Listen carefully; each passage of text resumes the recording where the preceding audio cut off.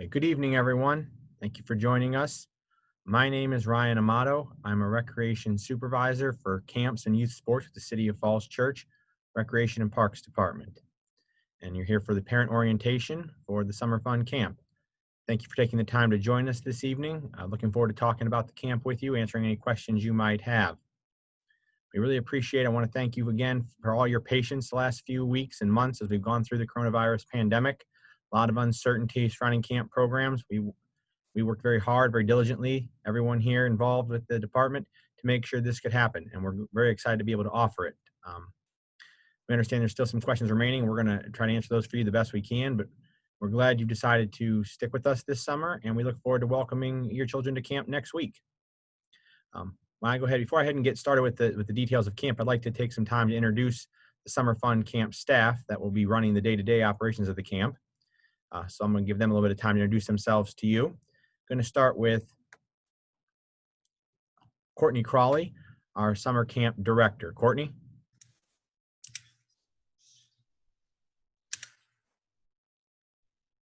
Hello, my name is Courtney Crawley. I will be the director this year. Last year, I was a camp counselor. I work as a chemistry teacher in Fairfax County. I've been working with Summer Fun. This will be my third year. All right, thank you, Courtney. Next, we're going to introduce you to our counselors. I'm just going to go down the list here. I think I saw Andre. Andre?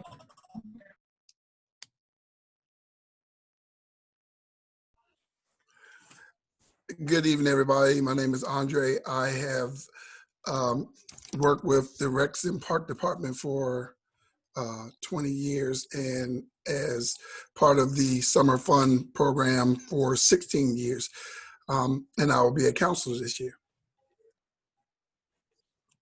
Okay, thank you, Andre. Next up, I want to introduce Taylor Ford. Taylor? Hi, I'm Taylor Ford. I've worked with the City of Falls Church since 2013. I started out as a summer fun counselor, and now I'm a recreation specialist, helping with all of our camp programming. Great. Next up, we have, let's see who's next on my list. I'm looking here. Chaz. Hi, my name is Chaz Bowling. This is going to be my third year working at the Recreation and Parks Department. I usually work with the excursion camps. During the year, I'm a preschool teacher and I study elementary education at George Mason. So I'm really looking forward to working with everyone and meeting all your kids. Thank you. Next up, Zoila Campbell.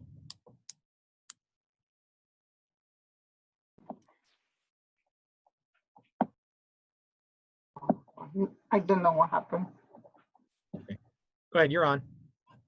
Yes, my name is Zoila Campbell, and I work in St. James the Catholic School, and also I work for the community center for 29 years. And I'm very happy to working over there. Thank you. Next up, we have Maya Alhaj.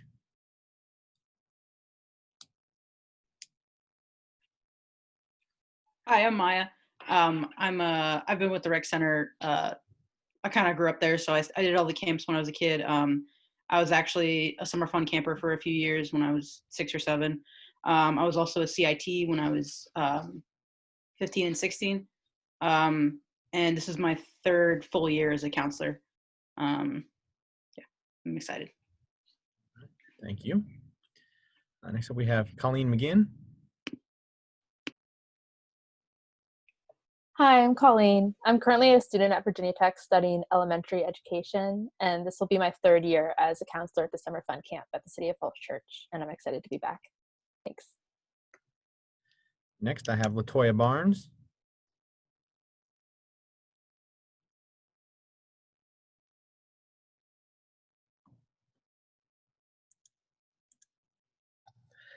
Hello, this is Latoya Barnes. This is my third summer working for the City of Falls Church.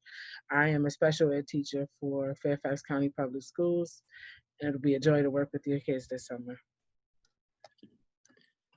Next up, I have Cindy No.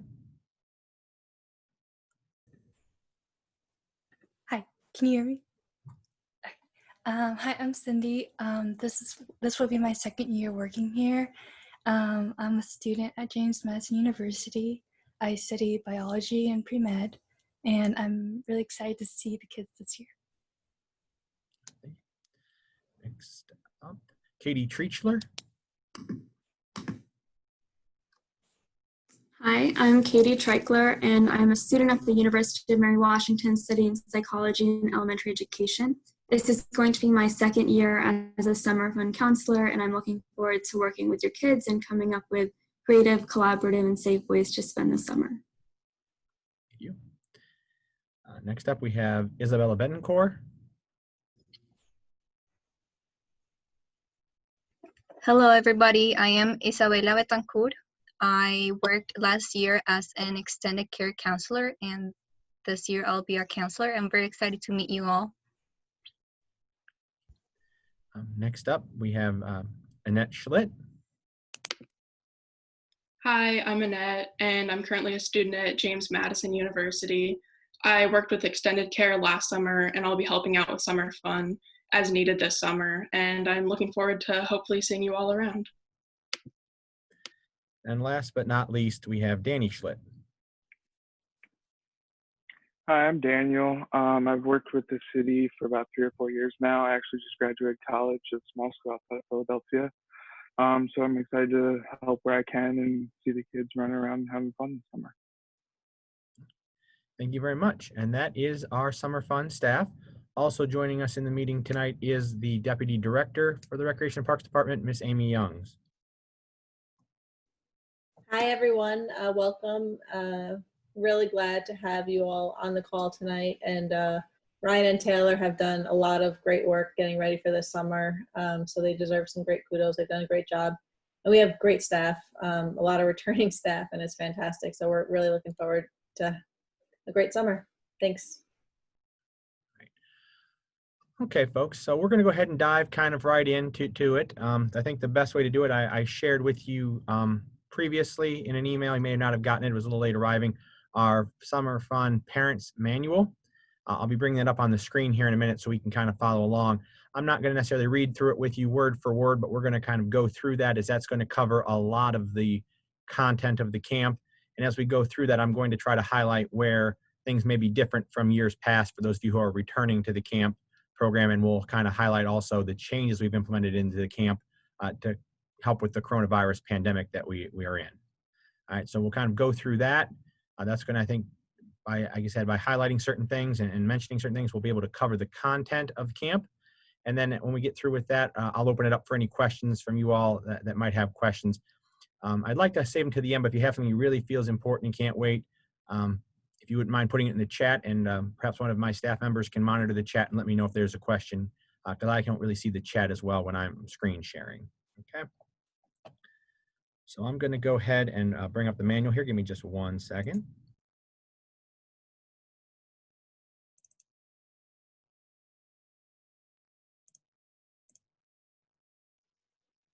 Ryan, I can monitor the chat. Okay, thanks, Taylor. Yeah, just chime in if there's a question on something I'm talking about, and we'll go and take care of it. Thank you.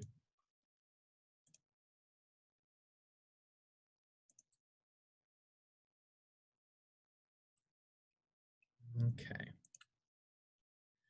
So this is just to cover here. Again, Courtney will be your camp director. She's going to be your primary point of contact. I'm always here in a support role as well. Very instrumental in the program. You can reach out to either one of us, and you can't contact us directly. Always call the community center front desk, and they'll be able to put you in contact with us or one of our colleagues.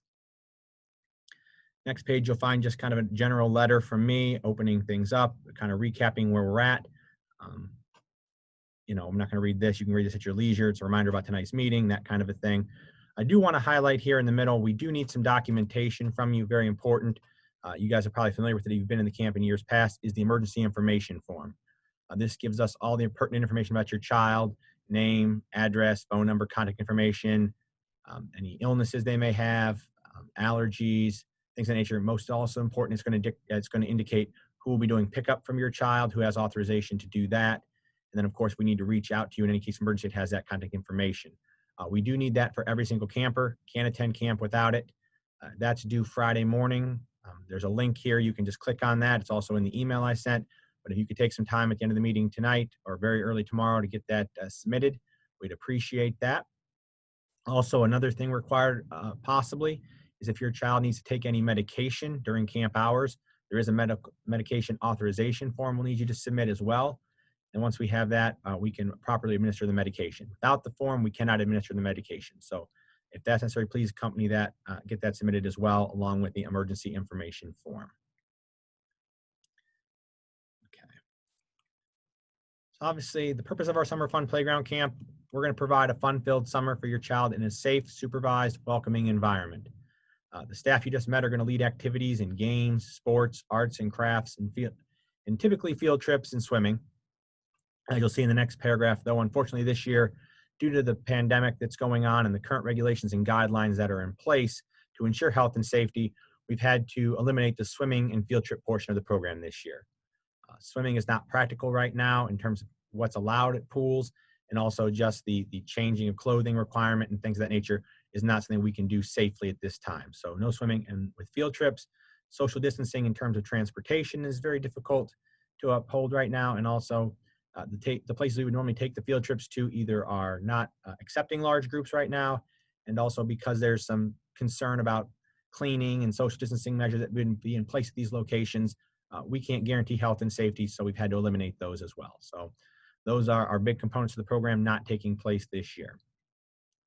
All of the activities we're going to be doing this year, whether it be games, arts and crafts, sports, we're going to have to modify those to ensure they're socially distant. We're going to eliminate the sharing of equipment and comply with all health and safety regulations and guidelines. So, things that they might be used to doing, tug of war, dodgeball, those type of things, that we can't really do those socially distancing. We can't do those with not sharing equipment. So those things are going to be eliminated for the camp this year. We're going to pick activities that we can keep this campers socially distant and avoid the sharing of equipment. Camp's primary location is Cherry Hill Park here in the city of Falls Church, right adjacent to the community center. The majority of the camp is going to be taking place out there. We will also utilize the Falls Church Community Center as well. The way this will work, and I have some photos I can share with you at the end. Outside, we've set up certain areas. We've cordoned them off. We've set up space in those areas for the camp to be 8 feet apart. 6 feet is what's required. We're giving a little extra outdoors, as we know people are going to shift around a little bit. And then they'll have areas in the park designated just for them. And then when we come indoors, each of the groups will have their own room in the community center where they can stay socially distant. So that is a little bit of a change from years past. We have a large camp. Typically there's 100 to 120 campers per week. This year, the maximum campers we'll be able to accommodate in a given week is 56 at this time, 56. I don't think we're quite at that number any of the weeks yet, but we could potentially get that high. And what we will do, as we've done in years past, typically the larger groups break into smaller groups for the week. We're still going to be doing that. The groups this year will range in size from as small as possibly 6 to as large, could be as 18, but I think we're targeting the largest group right now to be about 14 campers. And that group will stay together the entire week. Actually, we've gone a little bit further with this. If you are enrolled in the Summer Fun Camp program for the duration of the summer, all 8 weeks, you're going to be placed in a group. We actually have 2 groups for the entire Summer Fun campers based on age. So there's a kind of a younger age group and an older age group. And if you are in the totality of the program, you will be in those groups. If you're a weekly camper, you'll be either in 1 or 2 weekly groups. Depending on the number of weekly campers we have on a given week, we may have 1 or 2 additional groups, and the campers that are only joining us for that week will be in that group. The logic and reasoning behind this is based on CDC guidance, Virginia Department of Social Services guidance, American Camp Association guidance.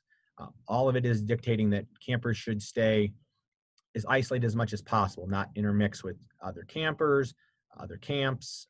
Staff should not intermingle. So what it does is it keeps, even though we're having a larger group, it keeps their smaller group as isolated as possible. So in the event there is some sort of COVID outbreak, it's really limiting the number of people that are impacted or affected. So we'll have those smaller groups. So each of those smaller groups I just described will have their own section in the park. One will be in the picnic shelter perhaps, and the other 3 will be in shaded areas of the park. And again, within each of their areas, there's space for those campers to be socially distant of about 6 to 8 feet, minimum of 6, maximum of 8 feet. That includes the distancing of the counselors. When we come indoors, each of those groups has their own room in the community center. Within that room, they'll be socially distant of 6 feet. I have some photos to show in 3 of the rooms: our art room, our senior center room, and our preschool room. There are 6-foot tables. The tables are placed 6 feet apart, and also what we will do is place one camper at each end of a 6-foot table and ensure 6 foot of distance there. And again, because the tables are 6 feet apart, they get 6 feet of distance there as well. In our 4th room, which is our dance studio, we do not have tables. We have yoga mats on the floor, and that will be their station. Again, 6 feet socially distant. They have their own designated spot. When we're indoors, campers will maintain the same seat. So whatever seat you're sitting in, that's your seat for the week whenever you come indoors.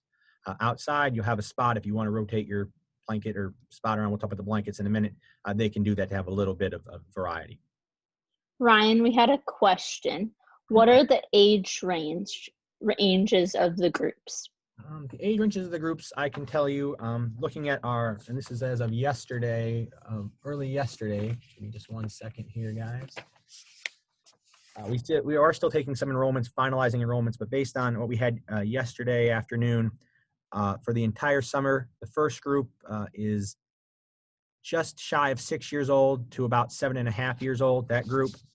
And the second full summer group is 8 years old and up. The oldest child in that group right now is about 6.5. I'm sorry, 10.5, 10 years, 6 months. For our weeklies, that varies, week to week. Just looking here at what we had for the first week, for next week, that weekly group, we have a few months shy of 7, mostly over 6.5, and we have a couple of young 9-year-olds. So there's a little bit more variation in the weekly group. And again, we'll try to separate the weekly groups out the best we can, but depending on numbers, it may just be one very varied group. Thank you, Taylor. So again, that's sort of how that's going to work. Every morning, your camper will sign in and out, and we'll go over that in a minute. They'll sign in and go into the park, and they'll be signed out at the park, weather permitting. And again, we're going to spend most of our time outdoors, not all of our time. It is the summertime. It does get hot out there. The campers do need a break from the heat. We'll bring them inside as needed. And then again, if it's raining, inclement weather, we'll bring them inside as well. Okay. There you have some contact information for myself and Courtney and some of my supervisors if you have any issues with the camp. The hours of operation, as usual, Summer Fun Camp is open from 9 a.m. to 3 p.m. Monday through Friday. We do not have camp on Friday, July 3rd, in observation of Independence Day, so there will be no camp that day. The morning health checks, or check-in, and we'll go over the health checks in a moment, will begin at 8:45. So please, plan accordingly. We're trying to make sure we can get everybody in and through the health check so we can start as close to 9 o'clock as possible. Campers should be picked up by 3 p.m. unless enrolled in our extended care hours. This year, we are offering extended care hours for summer fun only. Again, as I talked about, the guidance we got is don't intermix campers. If you're familiar with our traditional extended care program, what it was is, regardless of the camp you could be in, you would come into our program in the morning for the morning care, and we would send you out to your respective camp and then bring everyone back in from their respective camps in the afternoon for the extended afternoon hours. And that really breaks that guidance that everyone should be separated as much as possible and not intermix. So we had to cancel our traditional extended care program, understanding that extended care is necessary and vital to a lot of folks. We are offering modified version this year, and it's only open to summer fun. So again, that prevents the intermixing.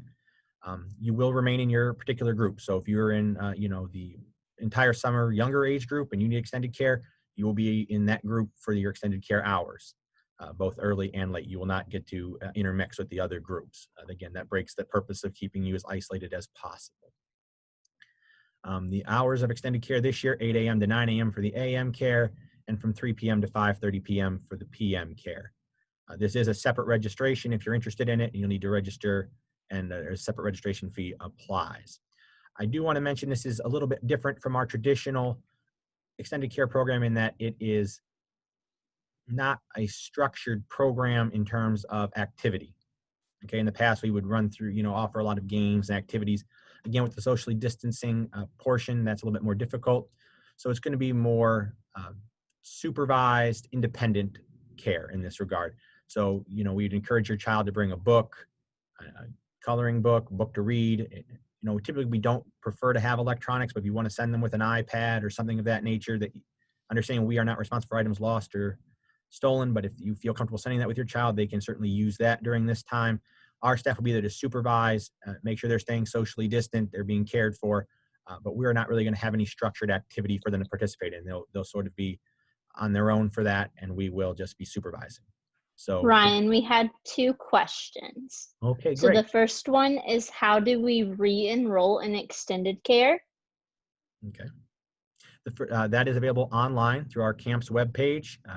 You'll see it's on there. It is a summer fun extended care offering. I believe the number is 384989 is the activity number you'll want to search for. The activity number is actually 389-9989. Okay. Thank you, Taylor. I'm going to put a wish you direct link to it in the chat. So you can do that, or if you prefer, you can also email Taylor directly, and she can help you get enrolled. She's kind of helping us out with our enrollments for the summer fun right now. And I will put my email in the chat as well. The next question is, if we are unable to bring our camper to summer fun before 10 a.m., how would we complete the health check? We can certainly make arrangements to do a health check after the fact. We would just need to know in advance that you're bringing your child late so that we can be prepared for that and have someone ready to perform a health check upon your arrival. Ideally, we prefer you to come at the start of camp if you can, but understanding that may not be possible, we'll be flexible with that. All right, so that was the extended care. If there's any questions, we can come back to that. Understanding that emergencies do occur, you may not necessarily be enrolled in extended care, but a little late in picking up your child. Please let us know, email the camp, call us, let us know so we can be prepared for that. But if you're regularly late in picking them up and not in the extended care program, we'll have to speak about that, and it could result in suspension or termination. There you see a little more information about Courtney. You can read at your leisure, and the rest of our counseling staff. As you heard, our counseling staff is great. They're well qualified, great with children, have a lot of experience working with children, and a lot of experience with the program. I think we have a great staff in place ready to handle this summer. They're ready to handle any summer, but I think really, in particular with the unique challenges of this summer, we have a great staff in place. All right, so let's talk a little about the drop off and pick up and that health check procedure. Okay, again, camp starts at 9 a.m. in Cherry Hill Park. Campers are going to be required to pass a daily health check prior to being accepted into his or her group. Health checks will begin at 7:45 a.m. for those in the morning extended care and at 8:45 a.m. for everyone else. Okay, so there's sort of a couple of different layers to the health check. The first thing is something you have to do at home. Prior to arriving at camp each day, the parent or guardian must take the camper's temperature. If your camper has a temperature of 100.4 or above, or you have been given them medication to lower that temperature in the previous 12 hours, they will not be admitted to camp. So if you take their temperature and they have a fever, or you had to give them something to drop that fever, they're not going to be able to come to camp. Please stay home that day. Additionally, if you have your camper has a cough, shortness of breath, or been in a household with a member known to have COVID-19 in the past 14 days, they are not going to be permitted to camp. Okay. And so how we're going to handle this, there's 2 things. When you sign your child in each day, and I'll bring it up here in just a moment, there's sort of a waiver you'll be signing. Give me 1 second to bring that up, please.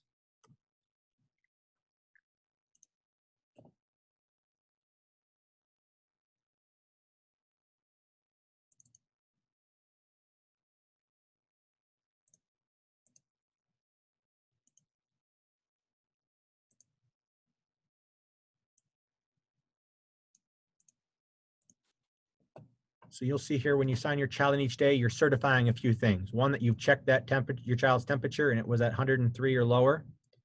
Your child has not within the last 12 hours been given any medication to artificially lower that temperature. They do not have cough or shortness of breath, and no one in your child's household is known to have COVID-19 in the past 14 days. So you'll be required to take the temperature every morning and sign this document every morning at sign-in. Either yourself or whoever's doing the drop-off needs to certify this. That's component 1 of the health check. You'll bear with me 1 more second here. There's a second part that our staff will be responsible for conducting.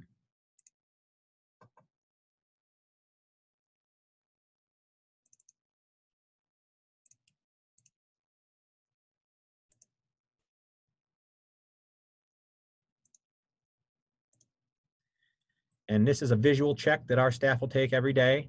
They're going to look for your child's eyes, healthy, unhealthy. Are they watering, red, bloodshot, things of that nature? Their face, are they flushed? Do they look ill?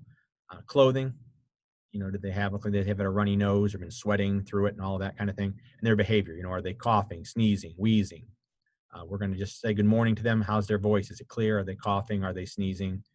And then just any noticeable marks. That's sort of just a general health check thing, not necessarily related to COVID-19. So every day, a 2-part check will take place. You'll do your part at home and certify that upon sign-in, and then our staff will take a look at it.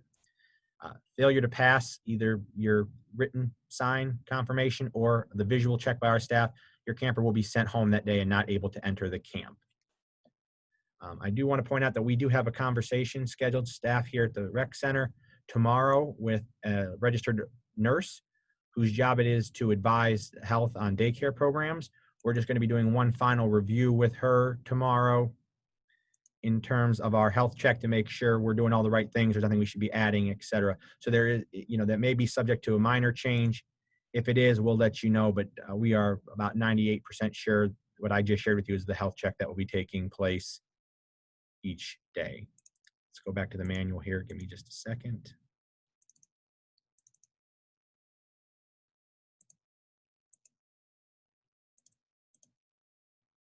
Okay.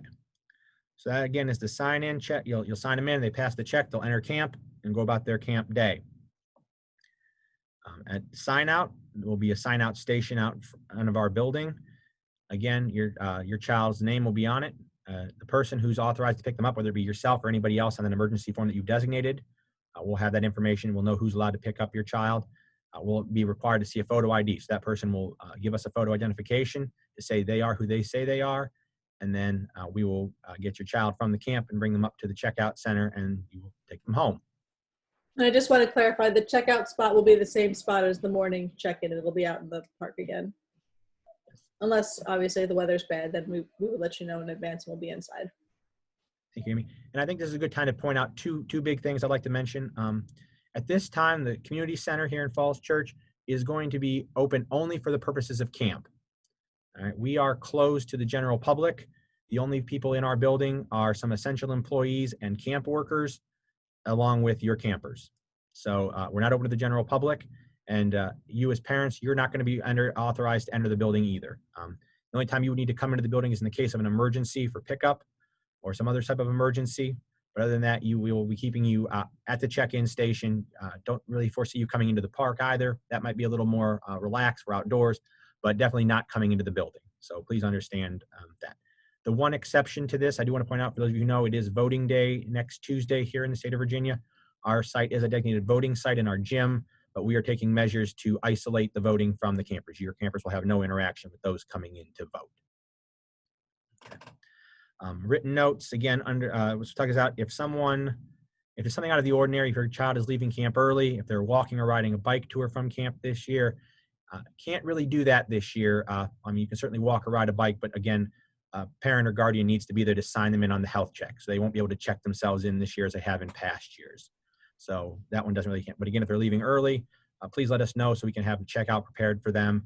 If someone different is picking them up who's not on the emergency form, it's not yourself or another designated person that day, maybe something came up, we'll need to know that in advance. If someone's coming to pick up your child who is not on the emergency form and we do not have prior written authorization, we're going to have to call you and get a confirmation before we can release anyone.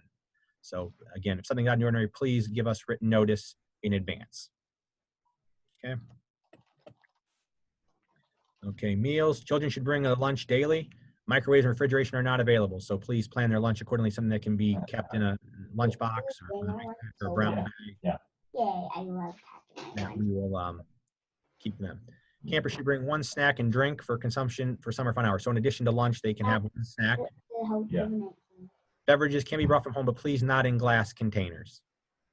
Again, many of our activities are going to be outside and summer days can get hot. Your camper should bring a reusable water bottle clearly labeled with their name. We do have water fountains available at the community center. They can refill the bottle as needed. And if your camper is going to be in our extended day afternoon care, please bring a second snack in addition to their summer fun snack. Okay, some items to bring daily in addition to their lunch that does not require the refrigeration and their reusable water bottle. They're encouraged to bring sunscreen to be applied by campers only. Our staff will not apply sunscreen. So please work with your camper at home to understand how to put on the sunscreen. You hear that? Sunscreen works You have to best. put on your own sunscreen. Okay. Ideally, you'll put it on in the morning before they come, but have it with them to reapply. Reapplying every few hours is good. If your child, again, stays in our community center for aftercare, they should bring a nutritious snack that they will have later on after camp dismissal. Yeah. The item should be carried in a plastic bag or backpack clearly labeled with the child's name. Campers are limited to one bag. We're going to provide a bag this year, and we'll talk about that. They can certainly use our provided bag, or if you prefer to bring their own bag, a little bit bigger, something like that, a book backpack's okay, but they're going to be limited to one bag, and it should be fully labeled with his or her name. Your name on it. Ryan, we have 2 questions. Okay, great. The first is email notice acceptable for changes and pickup, or is a handwritten note required? No, written is just written or typed. So email, and actually email probably works best. It's easiest to keep track of things electronically. So a written email will work just fine. And then the second question is, will the counselors for the duration, or for each group for the duration of camp be the same each week, or will they change throughout the summer? It is likely they're going to be the same for the duration of camp. There may be some changes here and there depending on, if we end up having going from 3 groups to 4, or from 4 down to 3, or, if a camper, staff member would be ill or have something come up and we may have to sub them in, there may be slight variations, but for the majority of the camp, they will have the same counselor. Thank you. Again, we're going to provide a backpack this year with some commonly used supplies. I'll get into that a little bit later, but again, one bag for campers. We offer a wide variety of activities, and we're going to provide the necessary supplies and equipment for any games we're going to be playing or arts and crafts we'll be doing. So we're going to discourage you from bringing at-home toys or valuable items. Again, the exception to this might be something for their aftercare or early care hours. But again, we're not responsible for any lost or stolen items. So for aftercare. Some discretion when deciding what to send with your No, like something to do. Campers must wear closed-toed shoes to camp each day. That would be a gym shoe, something they can run around in, protect their feet and toes. Okay, new for this year because of the social distancing component, campers should bring a small blanket or yoga mat for use in the park. As I mentioned earlier, they're going to have a designated socially distant spot. They don't want to sit on the ground all day. We encourage you to bring them a blanket, towel, yoga mat, something that they can sit on, give them a little bit of cushioning. We'll provide some black vinyl plastic that can be put on the ground between their blanket or mat and the ground in case it's damp out or what have you. We'll provide that, but they should bring their own seat, so to speak, every single week. Okay. Let's talk a little bit more about health. Health and safety are obviously very important to us. That's always been primary even before the coronavirus outbreak. If your child has a special medical condition or allergy, it should be noted on that emergency information form. There's a spot on there. Please put as much detail as possible. It helps us identify your camper and any issues they might have. If you have any further concerns, please feel free to speak with the camp director or your child's counselor about anything in particular in that. If your child becomes ill or has a fever, they should remain at home. Again, if they have that fever, they're not going to be able to enter camp. If they're ill otherwise, even if it's not necessarily coronavirus ill, they just have the stomach bug or what have you, please keep them home. We don't want anybody getting sick. If a child becomes ill during the program, so maybe they pass the health check and become ill later in the day, they're going to be removed from camp and placed in isolation. We have a separate room, our community room here at the community center. They'll be placed in there, not necessarily alone. I mean, a staff member will be with them or within sight and sound of them. We'll call your parent or guardian to pick them up. You'll be asked to come get them within 30 minutes. Okay, so they'll be taken out of their group and isolated until they can be picked up. Your child must be fever-free, lower than 100.4 degrees for 24 hours before returning to the program. This is the protection of all the children in the program. In the case of any communicable disease, including COVID-19, that's obviously the big one right now, please notify camp staff immediately. All parents at the site will be notified as soon as possible, and staff will require camp to refrain from attending camp until they're no longer contagious. Okay. In cases of COVID-19, guidance of the Fairfax County Health Department will be followed, permitting a child to return to camp or potentially closing camp due to exposure. Understand we're going to be as confidential as possible. In terms of the other campers, we're not going to share names of anybody who's been infected. We will simply just state a camper has been, and we'll give you all the details. With the health department, we probably will have to give a name, as they have to do some contact tracing. So we may have to give your name to the health department, but beyond that, it will be kept confidential. And then again, if it is a COVID-19 illness, we're going to have to follow the health department's guidance. So they may require certain campers that were in that group to stay home. They may require the whole camp to shut down. It's sort of a play it by ear thing under their guidance, depending on the level of incident. So we ask you to be flexible with that. Medical emergencies, if we have any kind of medical emergency, major medical emergency, your parent payment is responsibility of the parent. So you need to put your insurance information on that form so we can give that to the proper medical folks. So that again needs to be on that emergency medical form. We need to be on file. We must be able to reach parents or legal guardians during the day in case of any emergency. So if we have a severe emergency, we need to call you. That's again why we need to have that emergency contact sheet. And if for some reason the person listed on the sheet is not going to be accessible, they're going to be out of town or what have you, away from the phone, again, that written authorization email letting us know who we should contact that week instead is very important. The procedure, if we're going to admit talking a little fast. Our counseling staff is trained in basic first aid and CPR. We're going to have, if there's any kind of basic first aid, Band-Aid, ice pack, our staff will handle that first aid administration and document it. If it's more than first aid that's required, staff's going to call 911. Parent or guardian will be notified. If the parent or guardian is not available, we're going to go to the next person on the emergency information form, and paramedics will take the injured child to the closest hospital. They'll be accompanied by either the camp director or a counselor until the parent or guardian can arrive at the hospital. You will be responsible for emergency medical charges for all services rendered. Your authorization and commitment for payment was part of the release you signed when registering for the camp.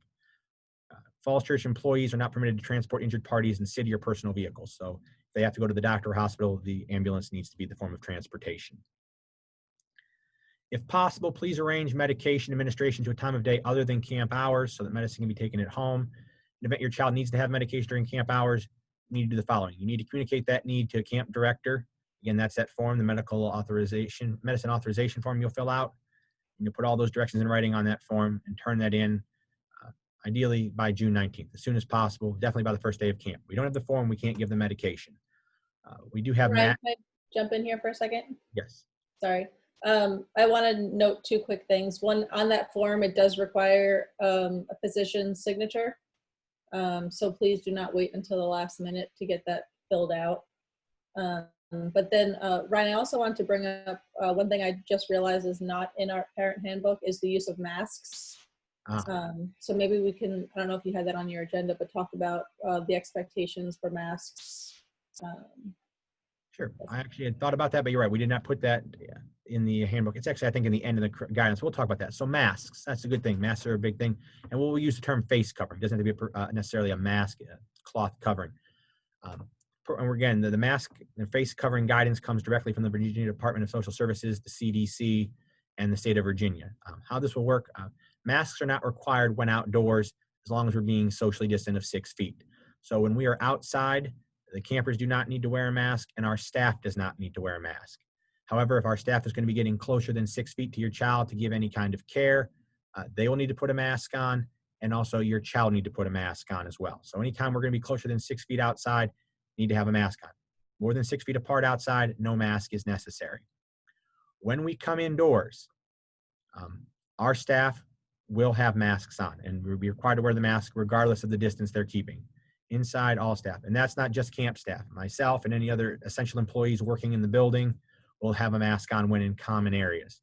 We have an office here in the back that's sort of our own private area the campers aren't going to be coming into. We will not be wearing a mask. But anytime we're in the public areas and the counselors are with campers indoors, they will be wearing their mask or face covering. Per the guidance in the state of Virginia law, children, aka the campers, do not need to wear a mask when indoors. If you would like your child to wear a mask, you feel more comfortable with them wearing a mask, they may certainly do so. It's not required. However, again, if we need to get within 6 feet, your camper will have to put a mask on during that time. So if there needs to be first aid administered indoors or, there's some other kind of accident needs to be attended to or incident indoors, your child has to put a mask on before the counselor can approach them. So when we're inside of 6 feet, whether it's inside or outside, everybody has a mask on. When we're more than 6 feet apart, outside, nobody wears them. Inside, staff will still wear them. Okay, and you will need to provide a mask or cloth face covering to your child to bring to camp every day. So put it in their bag, they can have it. In the event they forget it, we do have some available here at the office at the community center, but we really would prefer you bring your own. And also that mask should be washed every day, not necessarily through the washing machine, but under soap and water and hung to dry, a clean mask each day. or if they have a disposable mask, they can bring a different disposable mask each day. But that is our mask and face cloth covering policy. Yes, Amy? Ryan, I just wanted to also add that at the morning check-in and at pickup, so the check-in in the morning, the health inspection, and the pickup, we do need parents, even though we are going to be outside, we do need parents to wear a face covering at that time. Children won't need to. I know there's a question in there about that, but the parent or guardian during the morning check-in and check-out will, even though we're outside, be required to have a mask on, and our staff doing the health check will wear one as well. Thanks, Amy. So we'll kind of just shift back to finish the medication. Again, if you need medication during camp hours, prescription medication, you need to fill the form out. If we don't, we reserve the right to refuse to dispense medication. If it's some sort of complicated thing or it's not properly documented, we will not administer the medication. Medication release form must be submitted for all non-prescription over-the-counter medicines such as Tylenol, Benadryl. We can't give out any kind of medication, prescription otherwise, unless we have the proper documentation and notice provided. So please get that taken care of if that needs to be the case for your child. And again, that we have MAT certified staff on hand. They will administer the medication. Only MAT certified individuals will hand out the medication. Okay. Daily schedule. Weather permitting, the majority of camp, as I've mentioned, will be held outdoors. A typical camp day is going to include dedicated time for games, arts and crafts, modified sports that are going to be socially distant, possibly some special events, be a lunch built in there, and a snack break. Free time will be provided as well, for the campers to just kind of talk to one another, do their own thing, again, having to be socially distant. So one big thing to point out here, maybe that's different in the past, use of the playground. We used to let them go on the playground in the past. That was sort of something they could do during free time. That is not going to be permitted. Now, I know if you're following along with what's going on in the state of Virginia and following the guidelines, and you even follow us here with the Recreation Department, our parks are open, our playgrounds are open. However, with the guidance from the Virginia Department of Social Services and again, the CDC and American Camp Association, for camps using playgrounds, there's some additional things that need to take place, social distancing, obviously, and some cleaning and disinfecting. And since we are not able to sustain that level of disinfecting, and we understand with younger kids, it's very hard to keep that social distancing aspect, we just don't feel we can safely provide access to the playground. So playground use by the camp is going to be prohibited. Again, we're out in the park. The park's open to the public, even though we have our own areas. Your camper may see the general public using the playground. Our staff will explain to them that, it's not safe for them. We can't let them do that, but that may be something you want to talk to your child about before they come to camp, that they can't use the playground. We hope we don't have a lot of issues with kids really wanting to use the playground when they're not allowed. So, again, the schedule is subject to change based upon weather, rain, temperature, facility availability. We'll have to adjust accordingly. Just a sample day. I don't want to get too into it, but from that first early part, 8:45 to around 9:15, 9:30, that's check-in time. As the campers come check in, they'll get set up with their blanketed spot. They'll get set up, put their stuff down, talk to their fellow campers, see how everybody's night was, that kind of thing. Welcome by the camp counselor, get settled in. From around 9:30 to 10:30, that first hour is group time.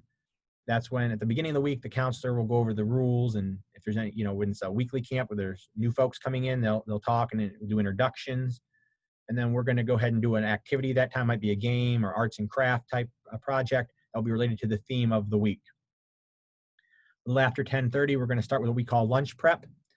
It's going to take a little bit longer. We'll walk everybody into our building, socially distant. They'll go in, wash their hands, clean up, then we'll proceed back outside to have lunch in our designated spot, socially distant. And then after lunch is over, there'll be some time to come on back in, clean your hands again, clean up lunch. That'll take from about 10:30 to 12. So if you factor in the time it takes to come in, clean our hands, and go back out, they should be eating around 11 o'clock, give or take. 11:15 will probably be lunchtime. 12 o'clock to 1 o'clock will be another structured group time activity, maybe possibly several. We might do one or two, depending on the length of the activity, how involved it is, the game, arts and crafts, sing along, whatever it will be. After 1 o'clock, from 1 to around 1:30, a little free time for the campers to kind of have their snack, talk to one another, have some unstructured time. And then from around 1:30 to 2:30, 2:45, we'll do one more round of structured activity, games, arts and crafts, whatever it may be for that week. And then around 2:45 to 3 o'clock, we'll start getting packed up and ready for checkout, and 3 o'clock will be checkout. So that will be a typical a day. So you've got about 3 periods of structured activity time, lunchtime, and 1 other period of free time. Our camp staff is working very hard under Courtney's direction to come up with activities that they can do while being socially distant. You know, there may be some things that may be, you know, obstacle courses where they're done individually, little races, things can be timed, little competitions where they can do something a little more active but still be socially distant and not sharing equipment. The use of our gym is something we're going to be able to do occasionally. Group will come in. If we're going to shoot basketballs, each camper will have their own basketball. They'll shoot their own ball, they'll play some games, knockout, things of that nature, free throw competitions. When they're done, that group is done, the balls will be sanitized before the next group goes and uses those balls. So if there's any kind of sharing of equipment, which is extremely limited, it will be disinfected between use. Ryan, we had a question about lunch. Mhm. So during lunchtime, will siblings need to be socially distant? You know, that's a good question, and I'll be honest with you, the answer is probably no, they don't need to be. The guidance doesn't require them to be. We would probably maybe ask them to be, if possible, just because if they're allowed to sit together, you know, that kind of makes it a little bit difficult to keep the other campers socially distant. Well, how come Billy and Joey can sit together? Well, they're brother and sister. You know, we can definitely explain it. It does kind of give a little bit of unfairness to it. But understanding they may need to share lunch and things like that, we can work with that. We can work with that. If they're difference in age, though, depends, because if the, you know, if their siblings are 6 and 9 and they're in 2 different groups, spending lunch together is gonna be a little bit tough because they are eating lunch in their own respective group areas. So that may be a little more difficult. If they're in the same group, we can probably be a little lenient with the social distancing, but in different groups, definitely not able to accommodate that request.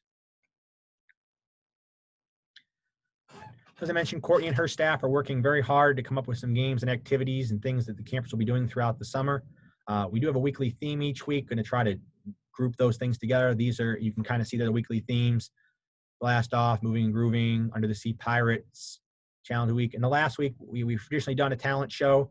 We're still going to try to do that. Again, your group that you'll be performing for might be a little bit smaller, but we never know it, you know, depending on state guidelines, things like that. If it becomes a little different as summer goes on, we can get a little bit bigger. We may put the group together a little bit bigger. We're going to follow that guidance all along. But they're going to have some fun activities and some fun different themes there that they'll keep things varied for the campers and they'll have a fun experience. Camp attire: campers should wear clothing that is durable and comfortable. Sunglasses, hats, or visors are recommended. Again, we're out there in the sun, warm weather, protect yourselves. Weather permitting, again, most of them are going to be outdoors. Been a little bit cooler the last couple days here. I think it'll get warmer as camp goes, but here in the early weeks of June, and we may still have some of these cooler days, especially in the mornings, bring along a jacket or sweatshirt. Gym shoes and socks should be worn at all times. Again, no sandals, Crocs, clogs, etc. Good, comfortable shoes that protect the feet. Remember, it is easy to get dirty at camp. We're outdoors. We're also doing art projects that can get messy. If your child has a smock or old shirt they can throw over their normal clothes, please leave with his or her name and bring it along with them in their bag. Again, back to the sunscreen. Parents should apply sunscreen to campers each morning before arriving, and they should also bring it daily to reapply. And again, they should know how to apply it themselves as staff are not permitted to do so. Apply sunscreen. Again, I recommend the spray bottle. That's a lot easier to apply than having to lotion up your hands and all of that kind of thing. So please protect yourself from the elements. Sun is no joke. Discipline and rules. Let's talk a little bit about this. Campers are expected to exhibit appropriate behavior and abide by the camper code of conduct listed below. Okay. Camper code of conduct. Campers need to show respect to fellow campers and staff. They should cooperate with staff. Campers will refrain from using inappropriate language and the threat or act of physical abuse towards another camper or staff member. Campers will refrain from teasing, bullying, or making fun of another camper. Campers will respect the property and supplies of the camp and their fellow camps. Campers will only use equipment for intended purposes, will not cause damage or steal camp property. They will conduct themselves in a manner that does not jeopardize the safety of themselves or others or disrupt the activities. Campers will never leave a program or facility without permission or supervision. Campers will dress appropriately. This includes being prepared for the weather and having those gym shoes. Personal belongings other than those asked of you should be left at home. Again, this traditionally includes portable video games, MP3 players, etc., but for those extended day folks, we're making a little bit of an exception in this unique time. Obviously, the possession of alcoholic beverages, tobacco, illegal drugs, weapons, firearms is prohibited. Our camp counselors are going to be, constantly watching, supervising. They're trained to look out for these things, to prevent these things from happening. but please talk to your children before they come to camp. Let them know the rules. Like there's rules at home, there's rules at camp.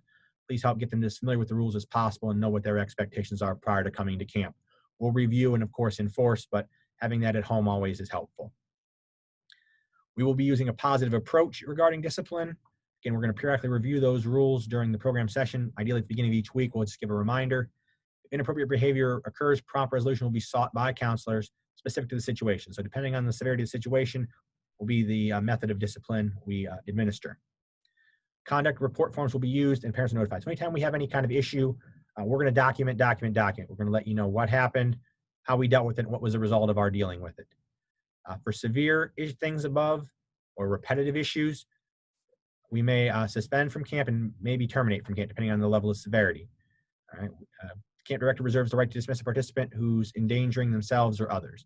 So again, hopefully, unless it's a very rare extreme circumstance, suspension and expulsion are not where we're going to go, but if we have to, we will, but hopefully you'll have been notified prior. If it's repetitive, definitely if it's repetitive situation, you'll have been notified and we'll be working with you to resolve it ongoing. If it's an extreme one-time thing, depending on the severity, we may not be able to give prior warning that it happened. We're just going to inform you that it happened and seek the proper remedy. If your child is dismissed from the playground program for disciplinary reasons, no refund given. Okay, and again, there you see how that is. Certain things, again, if they come weapons, drugs, tobacco, things like that, that's an automatic, they got to go. So please just take some time to review with them their expectations and let them know how they need to be conducting themselves when in camp. And there you see how we're going to handle our discipline.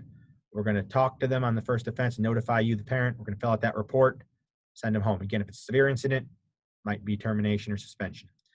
Second offense, depending on the severity, and if it's the same thing, a repetitive offense, we may have to consider dismissal. Again, we're going to notify you as a parent, we're going to document it. And if it's a third time, especially if it's a third time with the same incident, we're going to have to dismiss them. You'll be notified, it'll be documented, and no refund given. So hopefully we don't have anything, or we may, understanding their kids, it may happen. First offense is all we really hope to ever have. And hopefully that first offense is minor. Okay, suspected abuse and neglect. In accordance with the procedures set forth in the Abused and Neglected Child Reporting Act, any camp personnel having reasonable cause to believe that a child known to them in their professional capacity may be abused or neglected, they'll notify the matter to their supervisor, and we have to notify the proper authorities. So just be aware that that is our obligation. We're trained in that. Staff is trained in that, and they will have to follow those procedures as prescribed by law. In the event we have to shelter in place, extreme emergency, tornado, something like that, or some other kind of public emergency, health or otherwise, we have designated shelter-in-place locations. We'll bring everyone inside. We'll lock down in there. It's typically our kitchen and dance studio. We also do have a storage room as overflow. Downstairs restroom, that usually for individuals who enter after we lock down, that should not really be an issue as we're not really open to the public. In the event of a shelter-in-place emergency, staff will secure contact information, escort campers to designated areas, and conduct a head count to make sure everyone's there and secure. This site is designed to shelter individuals for a short 3 to 4 hours, and we have the proper preventials to do so. And we'll try to notify you the best we can when we're sheltered in place. We'll get notice out as soon as we can, the best we can. Weekly emails will be sent each week from camp reminding you guys of camp details, what the weekly theme is, any special events that might be happening. Not extremely likely there's special events this year, but we'll let you know. Any programmatic changes. So again, we're really working in this pandemic like everyone else, sort of sometimes day by day. As guidance changes, maybe it gets stricter, relaxes, what have you, and it allows us to do different things, we'll keep you up to date with those changes. Email will typically come from the camp director or myself. We do not give out personal information, phone numbers, or email addresses of staff. If you want to speak to your child's counselor, the camp director, there's how you can do so. Phone number or email, and we'll get you in touch with the proper person you're looking to speak with. So camp bags, a camp drawstring. In the past, we've given out t-shirts. Usually the purpose of those t-shirts really is for identification in large groups, especially among field trips. Being that not the issue this year, the t-shirt is probably not the most practical thing to provide, so we're providing something a little different this year. They're going to get a drawstring bag, and in their bag, they're going to get some commonly used supplies, markers, paper, glue stick, etc. Some things that they may use over and over throughout camp through our projects that we do. While certain activities are going to require specialized supplies, we'll order those and supply those. These other things are things they'll use probably repetitively. They'll have their own set, so we don't have to worry so much about disinfecting and sharing. They've got their own. First week your child's in camp, they'll get a bag. So if you're involved in the full summer program, or even if you're in individual weeks, and several of those individual weeks, you only get one bag on the first week you attend. You're certainly welcome to use this as their bag. You can put their lunch and other things in this bag, or if you're like, it's a little small, I want a bigger bag or a backpack I feel better about, they can bring that, but they can put the bag we give them inside their own personal bag. But they are limited to one bag. They can't have their own bag and the bag we provide. So one or the other, please. The bag and all supplies should be brought to camp each day because, again, it has those commonly used supplies they're going to need. We want them to have it with them. If a camper loses their bag, they may purchase an additional one from us for $7 as long as they remain available. Okay. Cancellation policy will provide a full credit or refund for any summer camp if the camp is canceled by the department or upon request and the schedule location changes. So if we have to cancel camp or we have to move the camp and that doesn't work for your schedule anymore, you'll receive a full refund. If your child is not permitted to attend camp due to COVID-19, so they can't come because they're sick or they get sent home because they're sick and then can't come back, you'll receive a prorated refund for the days not attended. So if you attend Monday, Tuesday, get sick on Wednesday, you get 3 days of prorated refund. To request a credit or refund for any reason other than those stated above, there's a request for refund and household credit must be completed, and those are handled using our traditional guidelines. If it's made 14 or more calendar days before the activity starts, you get a refund minus 20% if you want a refund, or if you want credit, 10% processing fee is deducted. Again, 14 days or more. When a request is made less than 14 days or more, no refund or credit is granted unless there's a medical reason and documentation is required, or you move further than 25 miles away from the City of Falls Church. Ryan, we have 2 questions. Okay, great. Is the mat or blanket separate of the one bag that you'll be bringing to camp? Yes, they can carry that separately, yes. Ideally, it'd be something, a blanket might be able to fit in the bag. A mat probably doesn't, but again, they can have that in addition to the bag. Thank you. And then the next question is, her children are signed up for the whole summer, but won't be there the first week. Is there anything special that she needs to take care of? No, but that does raise an interesting point. In the past, we've understand that some folks have signed up for the entire summer and, taken a week off for family vacations or whatever and or maybe attended a different camp, whatever have you, not attended all the weeks, or there may have been a day they just took a day off to go do something with mom and dad and didn't come to camp. Typically, we did not worry about that if they didn't come to camp. We just assumed we'd see them again. They were released successfully from us. We're not responsible for that. However, this year, because of the concerns about COVID, if you do, we would like you to give, so I guess there is something special you should do. I take back my statement. If you can just email us to let us know you're enrolled in the full summer, won't be attending week 1, so we can save ourselves, because this year, if you're not in camp and we don't have prior notice you're not going to be in camp, you're going to be contacted by our staff to say, hello, Mrs. Smith, Johnny, Jimmy, Susie, they're not in camp today. Why is that? And you might say, oh, we're on a family vacation or whatever. But if you say, oh, they're sick, well, we do kind of need to know that just so we can kind of keep an eye on things. So if you're not going to be in camp as planned, please let us know with an email. You can email the camp email or the director to let them know you're not going to be in camp. But if your camper is not present and we don't have a prior notice of that, we are going to be following up with you to see what the situation is. So thank you. So again, there's our refund process. For the summer of 2020, special for this year, obviously with the pandemic, camp cancellations are being accepted with no processing fee through this Friday, June 19th. Okay, so understanding after you hear what we have to say this evening and maybe you're deciding, I'm not really comfortable with that, or the camp, it's not really for my child anymore. We understand that this year. You can certainly cancel prior to Friday, by close of business on Friday, and you will receive that full refund. If you decide to cancel after Friday, you're going to be subject, assuming you're not canceling for week 1, because then you're inside the 14 days, no refund. But if you're canceling for further than 2 weeks out after Friday, you will be able to do so with that 20 or 10% processing fee. So again, please, we want your camper in camp. We want to be with them. We want to give them an enjoyable summer. But if this is really not the environment for them, if you're thinking the socially distant thing, knowing your own child better than we do, if socially distancing for 6 hours a day is not their cup of tea, it's not going to work. We understand that. Please take the time to withdraw them. What we don't want to have is a situation where they come to camp on Monday and they have a horrible experience and come back and tell you, Mom, Dad, it was terrible. I was bored. I couldn't be with my friends. And you decide you want to withdraw from camp. Certainly you're right to do so, but because you are inside that 14 days, we're not giving a refund. So we're trying to be as open and up front with you as possible, to be as detailed as possible. We want to be as honest with you as possible. but we do understand that, this environment, the situation is not for everybody. So we want to try to give you as much advance notice as possible. But again, we hope you're going to stick with us, and we're going to see your child here either next week or whatever week they're signed up for. Ryan, can you remind them of the withdrawal deadline for full refund? Sure. For a full refund with no processing fee, it is June 19th, this Friday, 5 p.m., close of business. Okay, after 5 p.m. on Friday, you'll be subject to the 20 or 10%, assuming it's 14 days or more. Inside of 14 days, there is no refund. So if you're looking to cancel the first or second week of camp or that whole camp program, you definitely need to do that by Friday to avoid no refund. Okay. All right, so thank you. As you'll see here, if you go through the handbook, which I emailed you, emergency information form, there's a link right there. You can go online, fill it out, and submit it right online. That's due Friday morning, so please do that. Take the time to do that as soon as possible. If you have medicine that needs to be administered, please, there's the link there to fill out that form as well. And the last 2 pages of the document here, you'll see this was shared with you previously. It's also on our website. This sort of takes into, it's really just a summary of all the health things that we're doing this year that are different from in years past. We've discussed, I think, almost all of these throughout our presentation today, but there's a reminder for you, a highlight for you. Ryan, one more question.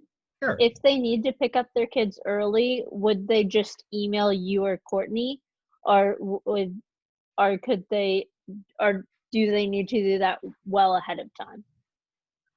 Ideally, they would like the day of or well ahead of time. Sorry. Ideally, we would like prior notice more than the day ahead of time, at least 24 hours of notice. So if it needs to be like an early pickup on a Wednesday, by Tuesday, we would get that. An email either to the camp's email or myself or Courtney will work. If it's day of, definitely send an email. I would actually probably even suggest a phone call. If plans change, maybe something happened at your work or something, family emergency, they need to be picked up early. Phone call works better. So more than 24 hours, an email is great. Inside of 24 hours, please make a phone call for early pickup. So again, there you see, you take time to look through the health guidance there. I'm not going to reiterate all that. There's the face masks, face covering things are in there, the social distancing, all of that type of thing. I do want to share a couple of photos with you, just kind of our general setup here for camp to kind of put into visual what I talked about. And then if there's any other questions, we'll open it up for some Q&A verbal.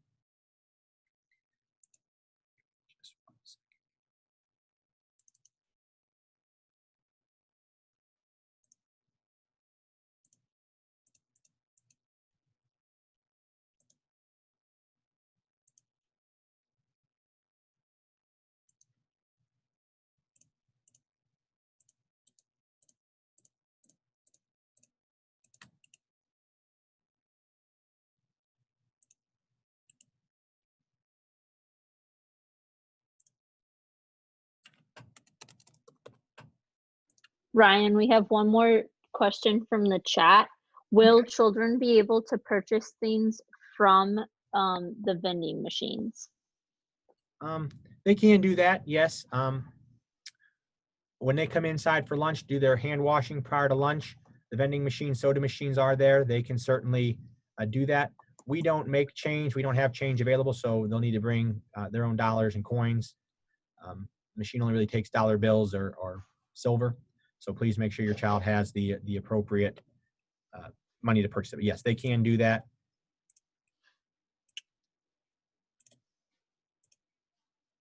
All right. So here you can kind of see just an example of one of our rooms. This is our art room, one of our smaller rooms for one of our smaller groups. As you'll see, the tables are 6 feet apart, and the tables are 6 feet in length. So a child will sit at each end, and the tables are 6 feet apart from each other. So socially distant there, and the instructor has their own table. So that's how that room, if you're in that group, will be set up. Here's our yoga, our dance studio. This one is the room that doesn't have tables. So if your child is assigned to this group, they have a yoga mat, again, 6 feet apart. That'll be their seat for the week when we do indoor things. Can I add while you're showing this, when the kids do go indoors, the backpacks with the blankets and the yoga mats and all that will be stored separately. It won't go into the classroom with the kids.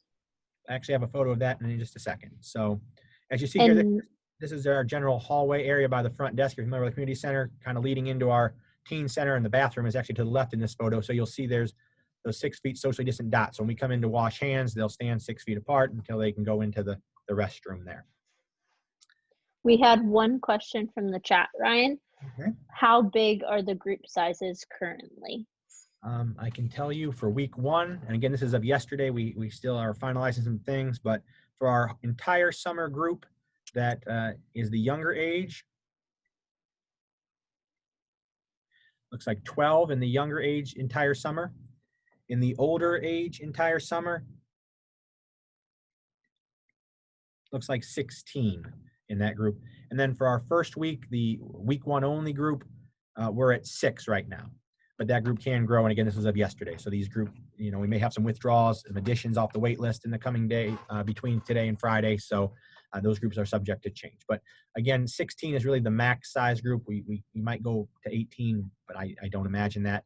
16 is probably our max and could be as small as 6. I mean, we can go smaller than 6, but it doesn't really lend to a productive thing. So we might then maximize the other. Well, no, we wouldn't, because we don't want to mix the every week with the week. So could be smaller than 6, but I think 6 is the smallest we have. I think each week moving forward has at least 6.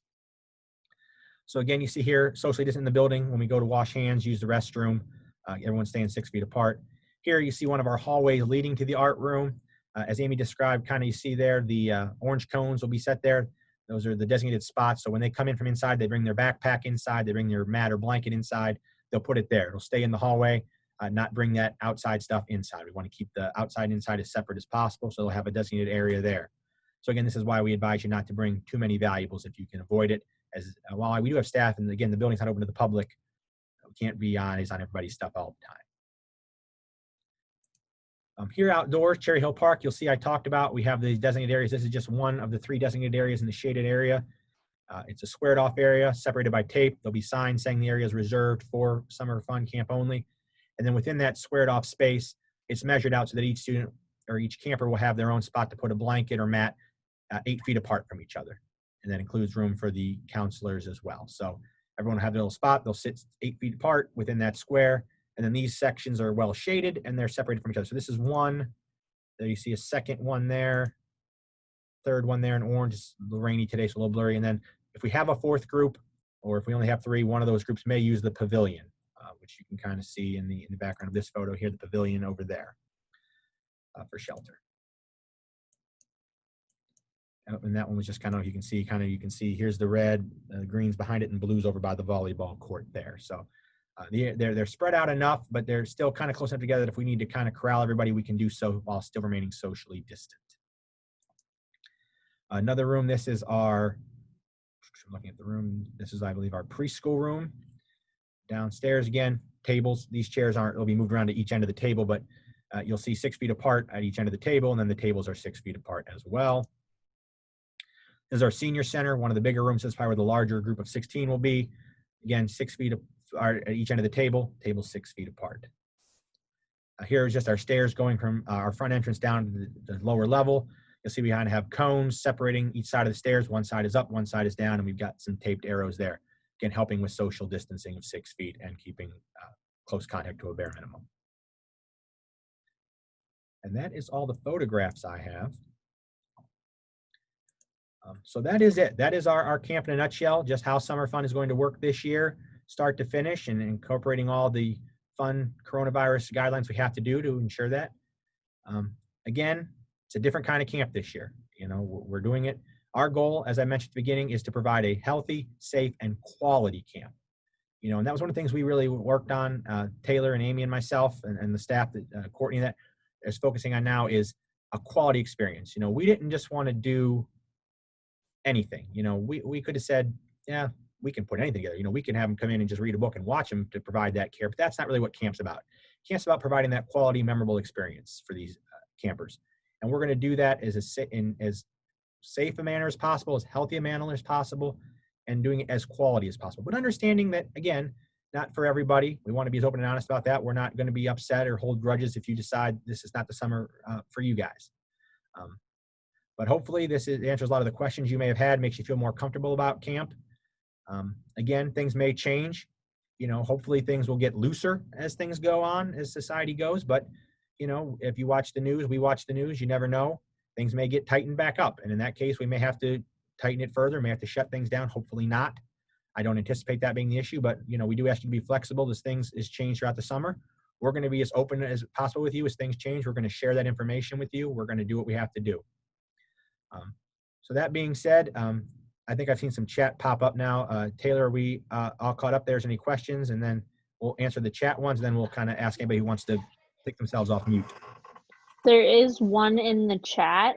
It is asking where extended care drop off and pickup will be. So that again will be out front of our building, just as the same. It'll be out in front of our building. That's where they'll drop off. Those campers will come inside. As I mentioned, they'll go into whatever group they're in for that week. So if they're in the younger age full summer group, they'll go to whatever room that group's assigned to. They'll have their same seat they would have during camp for the day. At 8 o'clock, at 9 o'clock, right before 9, when we go outdoors, the counselor will escort them outside to the camp. Ryan, I think we might want to talk about this further. I know we were sort of talking about that, but I think it would make a lot more sense to just keep them outside, especially because the health check station is going to be set up outside, and to move it for the morning care kids and then move it back out to the park once everybody comes in doesn't make a whole lot of sense. I think extended care should be expected. We can talk about this further maybe and maybe follow up with folks, but I think extended care should be expected to be outside and pick up and drop off the same as it would for regular camp. Okay. So that makes sense, Amy. I think that's right. So they'll be outside. So the same principle, they'll check in, they'll go to their designated area, their designated spot, and they'll hang out and again, kind of be supervised, but left to their own entertainment to some extent. If it is inclement weather, that would obviously be done inside, and that applies to both the extended care and the actual camp. If the weather it's storming, raining heavy at the start of camp, we're not outdoors to start camp, the checkout would be moved from the park to the front of the community center. They would then come inside and go to their respective room. At dismissal, and again, this is something Amy mentioned, we'll communicate with you, but if it's raining hard, inclement weather at pickup time, we'll do pickup from the building. There may be 2 pickup stations. We may do one at the front of the building for the folks in the upper level rooms. We may do kind of a back of the building gymnasium pickup, walk through the gymnasium for the groups in the lower rooms. We'll play it by ear because we want to try to make it as efficient as possible, getting everybody in and out as safely as possible, keeping that social distancing, but respectful of everyone's time. Okay. Taylor, any other questions in the chat? Nope. Just thanks for putting on a good program. Well, we're very happy to do it. We're glad to be able to provide this service to you guys. If you are attending this presentation and you're on the wait list, because I know I did invite the waitlisted folks and you haven't gotten in yet, you were waiting to see what's going on, please contact Taylor tomorrow to enroll. She can let you know what options are available. I think we have some availability in the full summer program for sure, and I think the week by week enrollment depends on the week. So if you're interested in getting off the wait list, please contact Taylor as soon as possible tomorrow, and she will work with you with what we've got. And I will be calling families I'll be going down the list and kind of reaching out to families either by call or by email. So if we have a spot available to you, you will be hearing from me in the next day. Well, everyone, thank you again for taking the time to come listen to me drone on for the past hour. I really appreciate it. Hopefully this was helpful to you. We look forward to meeting everyone over the next couple of weeks as you bring your child to camp. If anybody has any other questions, feel free to take yourself off mute and ask the group.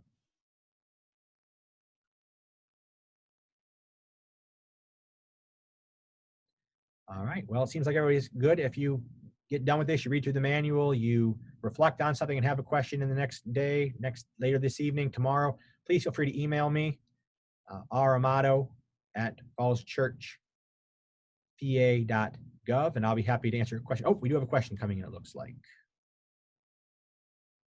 I'll just unmute myself because that's There you go. So I saw the medication form, and if I read correctly, that's only if they need medication during camp. So if our child takes medication but won't need to have it during camp hours, you don't need to know what medications they're on, or do you also need to know that? I would say we would like to know that. It doesn't have to be necessarily the medication authorization form, but on the emergency contact form, I think it says, let us know anything you think we should know about your camper. We'd encourage you to put that down there that, they take whatever medication they take. Okay. In case there's an emergency and we have to call medical personnel, we can let them know that. Okay, great. Thank you. No problem. So again, if you think of any questions, please feel free to email myself, Taylor, the general camps email here at Falls Church, and we'll get back with you with an answer in the next as soon as possible. But if there's no other questions, thanks for your time this evening. We look forward to seeing everybody soon, and have a great rest of your week and a good evening.